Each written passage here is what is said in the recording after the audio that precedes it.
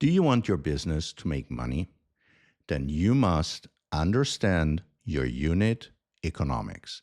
They're sort of the mathematics behind any business. And in this video, I will give you an easy, no-nonsense explanation of what unit economics really are and how they eventually will make your business profitable. Welcome back to my channel. My name is 𝘃𝗀𝘀'𝘀. I work with startups and corporate innovation. I'm advising founders and leadership teams on finance and strategy.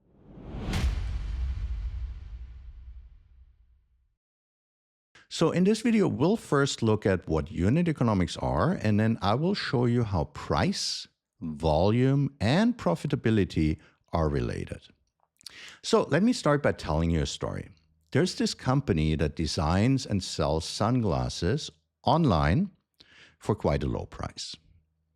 They have a manufacturer that makes those glasses at quite a low cost, especially because this company buys quite large volumes.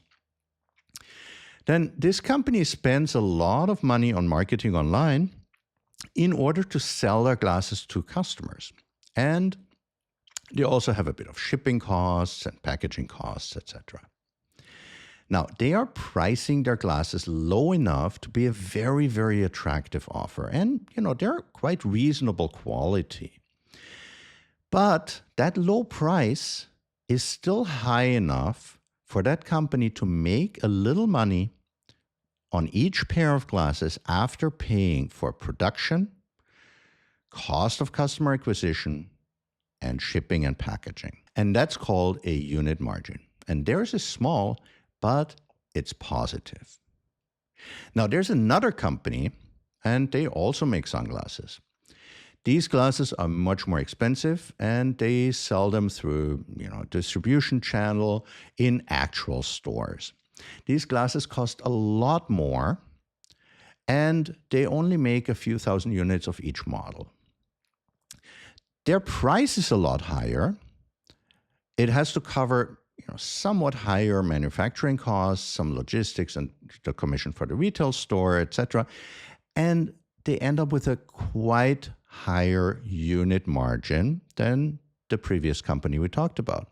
Now, which company is more profitable? Well, at a unit level, it's the second company, clearly. But overall, it depends really on how many units they sell and how much fixed cost they have. And I'll show you how that works in a second. First, let me show you how to calculate the unit margin using the example of our first company.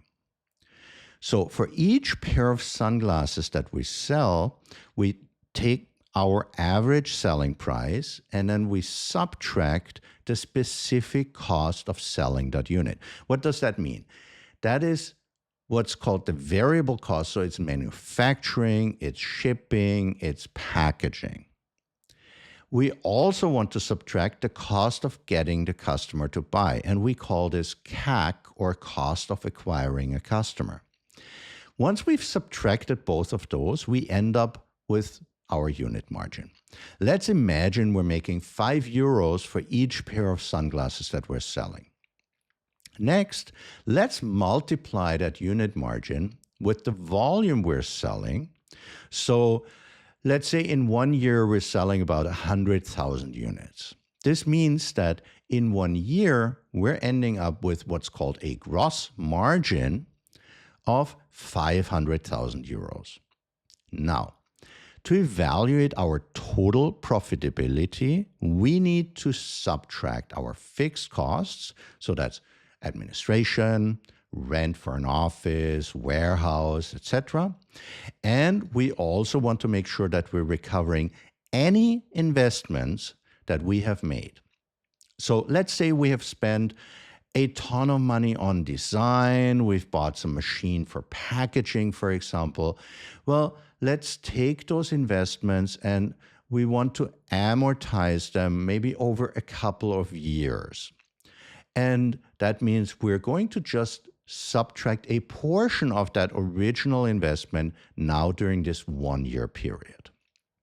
After we've done that, we finally end up with our net profit. And in our case, yay, we're making a positive net profit here.